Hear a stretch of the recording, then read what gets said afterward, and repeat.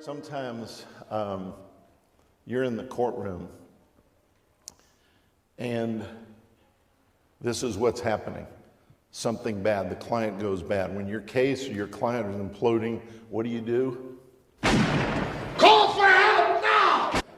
Oh, wait, I gotta go back. We had no sound.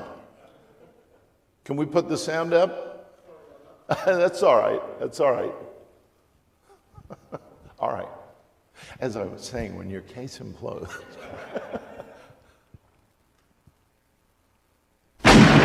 Call for help now! There. Anyway, I've had those moments in the middle of trial where all of a sudden you're trying your case and you sit there and go, oh, did that just happen? And you have to be always on the alert, whether you're in depositions, no matter what is going on. And just remember this, you are focused on the important things in your case.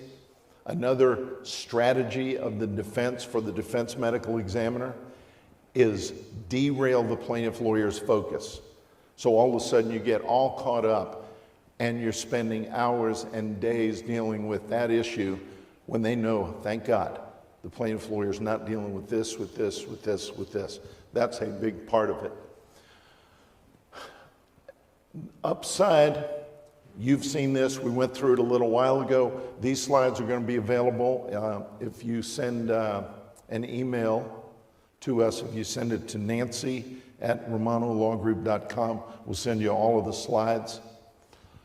Nancy at romanolawgroup.com, so that we send an onslaught of emails to Nancy. The exam. We got this. All right, this to me is huge. I hear people, including this morning, a lawyer saying, I, as the lawyer, want to be there. Okay. For what? For what? What happens if there's an incident like we had happen at a recent deposition? I don't want anybody who is connected to my law firm at that exam. I want a court reporter there, not our employee. I would like a videographer there, not our employee. I would like a nurse there. And that's who we hire for every one of these exams. A nurse, the videographer, the court reporter.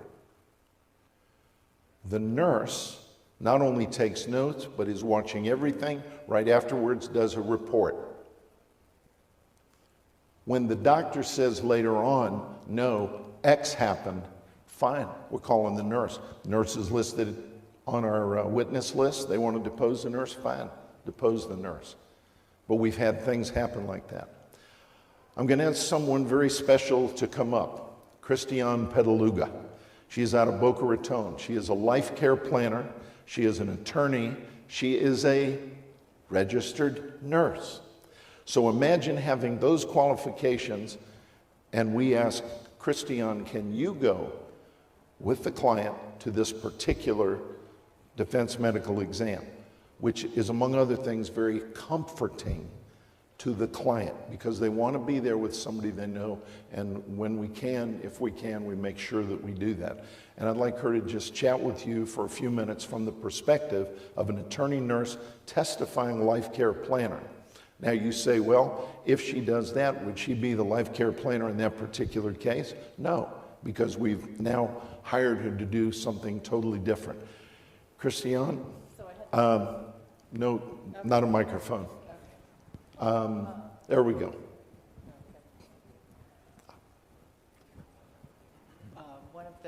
Actually, I had sent another nurse to this CME, and the doctor, the patient was kind of like a frail little old lady, super pleasant, and the doctor does this examination. It looked like he was doing the coconut shell games. He just was like touching everywhere.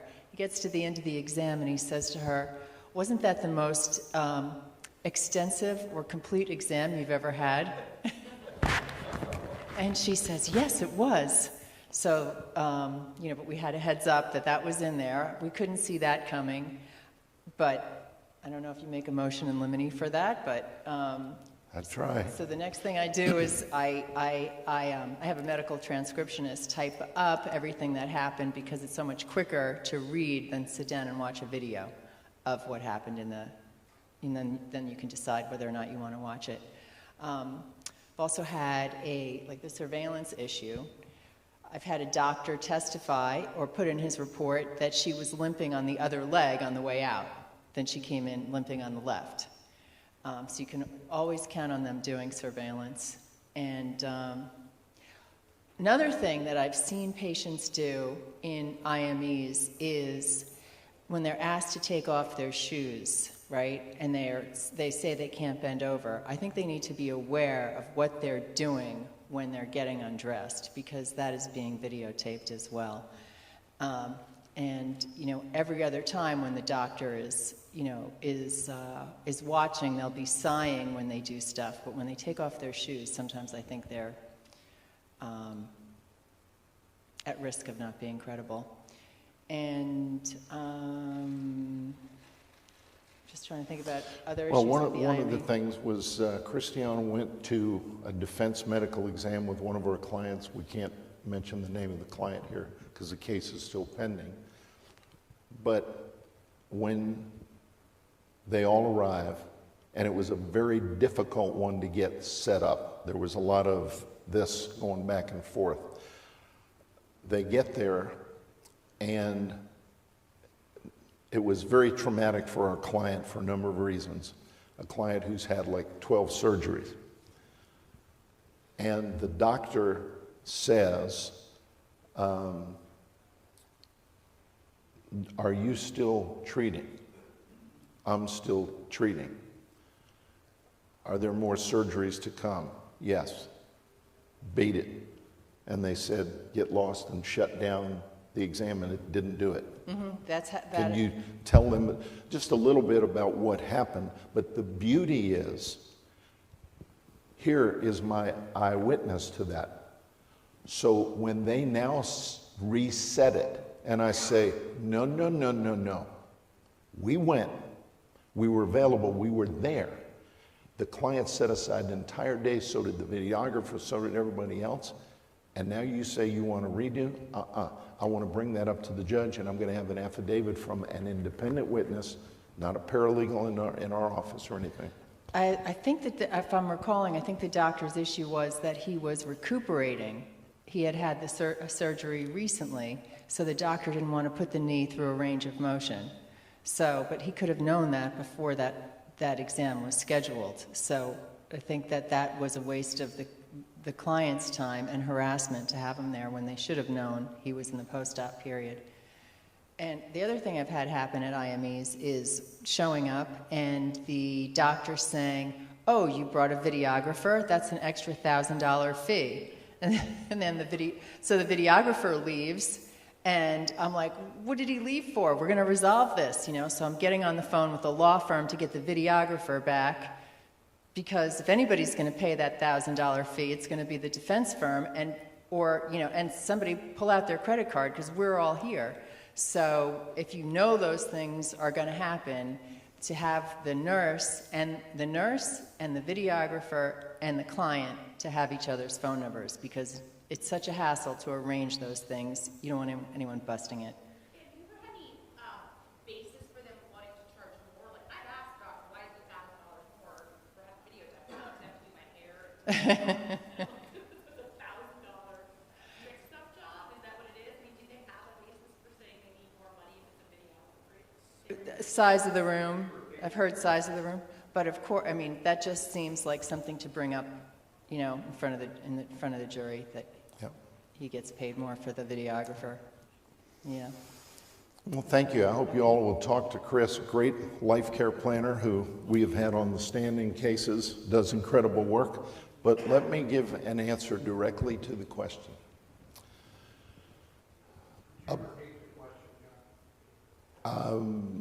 This all has to do with a physician who charges more when a deposition is videoed.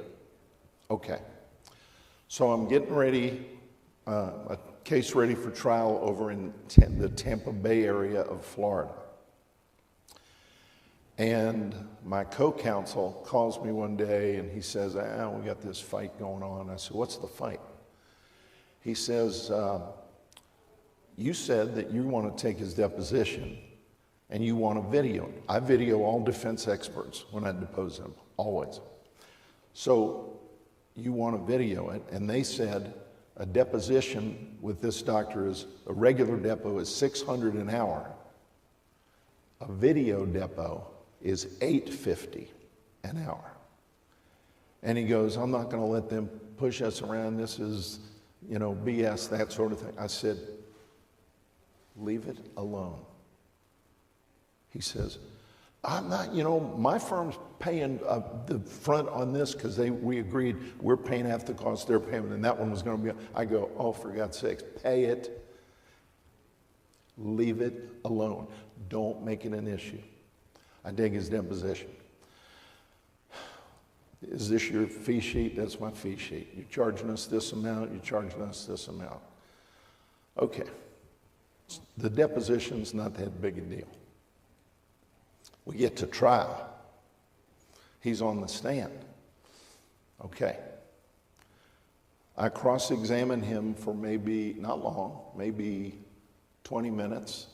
And as is my usual course with a defense medical examiner, I don't ask anything about medicine. John Romano has never out-orthopedicked an orthopedic surgeon. I have never out-neurosurgeoned an neurosurgeon. So he's on the stand, and I said, I would like to ask you, is this your fee sheet for when we do depositions and trials? He goes, it is. And I said, that's your firm? You're one of the owners of the medical group? I'm one of the owners. So you approve of this? Well, I don't know who do you ever object to it? No. You've had your deposition taken many times in recent years? Yes. You know what these charges are? I walked through them. Okay. He then says this, in response to one of my questions. I said, what I would like you to do is tell us how much you charge for a deposition if we don't video it, $600 an hour. How much do you charge if we video it? $850 an hour. All right. Hang on, doctor. I go over here to an old-fashioned easel with the butcher paper, one of the black markers in my hand. I said, would you please look at the jurors and you tell the jurors each reason as to why you charged $250 more per hour for the several hours I was there, merely because it was a video depo and not a regular. So I turned my back, and the jury's over here. Judge is over there, witnesses like here, and defense lawyers are over here. I don't hear anything. I turn around and I said, doctor, and he's like, just glaring at me. I said, please answer the question. And he goes just like this, inconvenience. I said, okay. And I put, one, inconvenience. I write it up there. I said, now, would you please tell everyone in the courtroom why it was inconvenient? Again, remember, Professor Irving Younger, 10 Commandments of Cross-Examination, never ask a question on cross-examination unless it's leading question, number 1. Number 3, never ask a question on cross-examination unless you know the answer. Nonsense. It should be, never ask a question on cross-examination unless you know the answer or unless you can handle the answer, regardless of what it might be. I felt I could handle the answer. I wasn't quite sure what he's going to say. So I look at him and I say, would you please tell them what was inconvenient about a video camera being in there?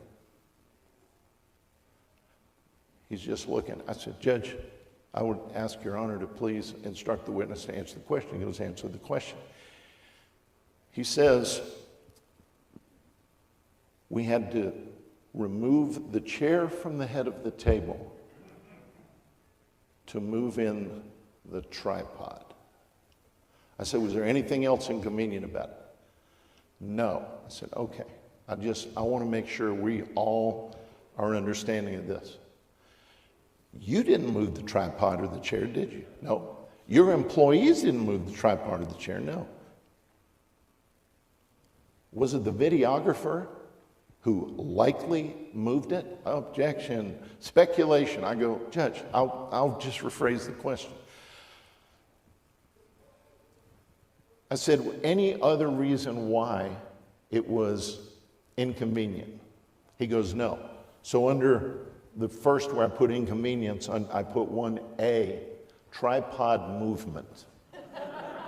All right. You say, why am I spending time on that with this doctor? Do you remember one of the things that I'd like to talk about a lot is how each and every element of damage is a separate element unto itself. Think of each element of damage as an island unto itself, yet they're connected by bridges, okay?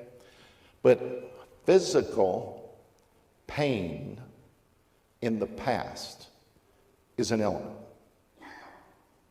That differs vastly from physical suffering. They're not the same thing.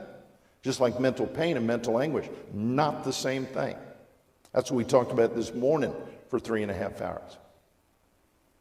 Well, one of the elements of damage in Florida, and in most states, you have these 3 little words: humiliation, embarrassment, inconvenience.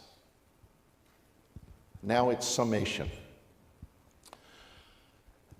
As we talk about restitution in this case, I use the word restitution because we try to not say things like entitled to award damages. Sometimes we have to because it's in the jury instructions. But I said, when you go back and deliberate, one of the things that will happen, you all will sit down around the table. And when you get to certain components of restitution or the losses, you will say, well, the judge didn't give us a formula. The judge didn't tell us how to make that determination. And you will be saying, how do we figure this out? And the answer is, you have to take the totality of the evidence in the case. But let me give you a suggestion on one thing. A way to get started is this element of damage, and I put inconvenience. Why do I put this here? Because you have direct evidence that came from a witness, and the witness discussed the value that the people, and you walk over there, the value that the people at this table placed on inconvenience. You see, to them, inconvenience should be valued at $250 per hour, merely because a tripod sits at a location in a room.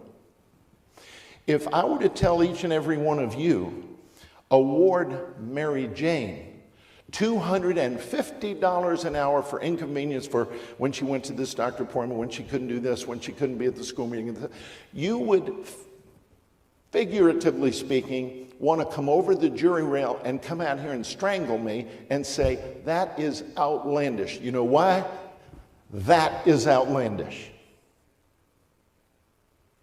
So what you're doing is you cross-examine witnesses, keeping in mind, cross-examination is summation. When you cross-examine, you are summing up to the jury. That's all it is. That's why if the jury's here and the witness is here and I'm cross-examining almost all the time, I'm looking at the jurors. I go, so doctor, how could you possibly, whatever the question might be, I don't need to look at the doctor or the witness or whoever it might be. All right. Be thinking about where you're going on cross-examination and where you're going to land with it.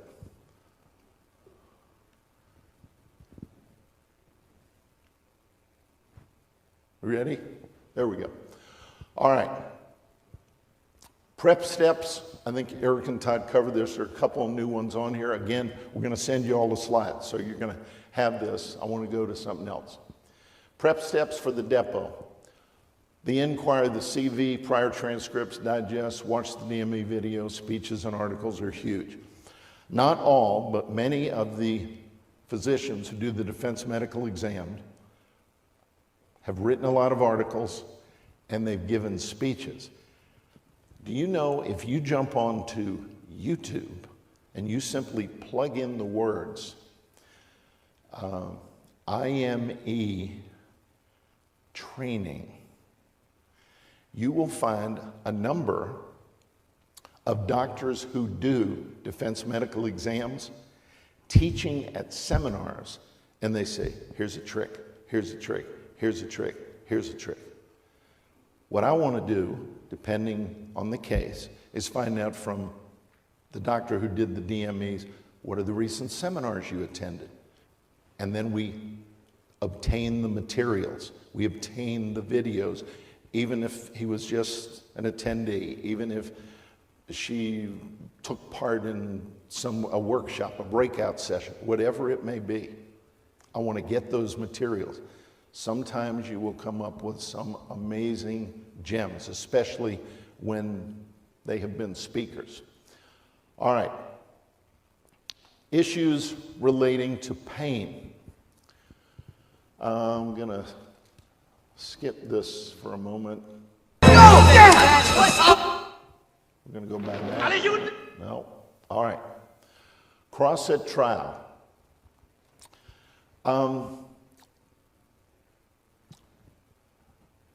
This is a physician who gets his name, we talked about him earlier today, on a witness list as an expert, and in the supplemental expert interrogatories, they list his opinions in detail.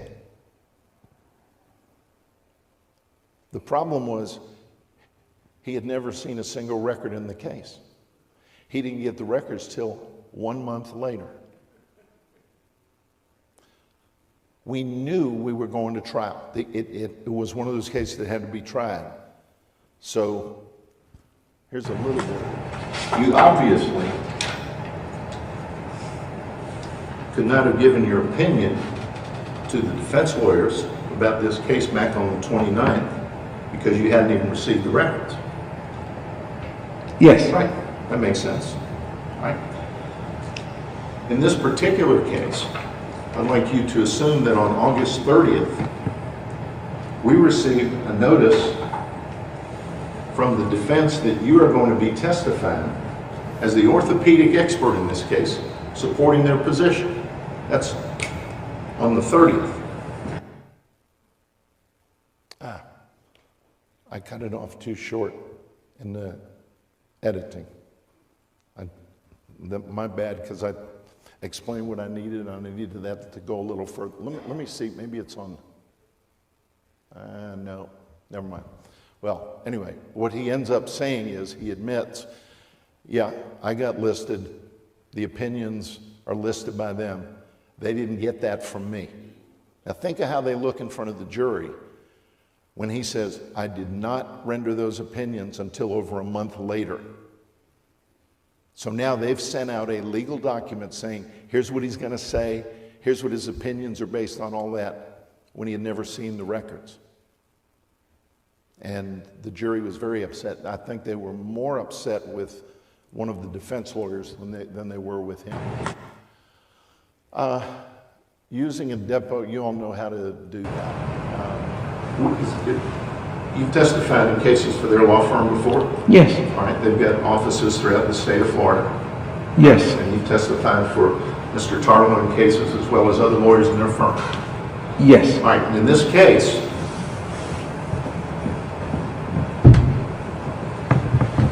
they have notified us that you are going to support them by being a witness in this case before you've even given your opinions, because it is clear that they know by bringing you on board, you're going to support them 1, 2, 3 down the line on every issue. Isn't that true? Objection, argumentative, and misstates. Judge, that's a fair question. No, that's not a fair question at all. The reason is I had a brief telephone conversation with Mr. Gummer, who I never met before, and he described the details of the mechanism of injury, and he asked me several thoughts offhand without going through the records. Do you think that a person can develop cervical dystonia 3 years later from a head-butting accident? Did he ask me if you could develop any other conditions from resulting from this? And I believe, I don't remember exactly what I said, but I believe that is the gist of it. Well, Doctor, I asked you about that in your deposition. You remember that? Yes. I asked you about your conversation with Mr. Gummer, and I said that I wanted to know exactly what he told you, all right? And I said, I don't remember exactly what he told me. All right. I said, was it a brief synopsis that he gave you? Answer. And I'm on page 6, by the way. Should I get my copy out? Sure. I have an extra copy. Okay. Or you can get your copy. Sure, It's I will. easiest.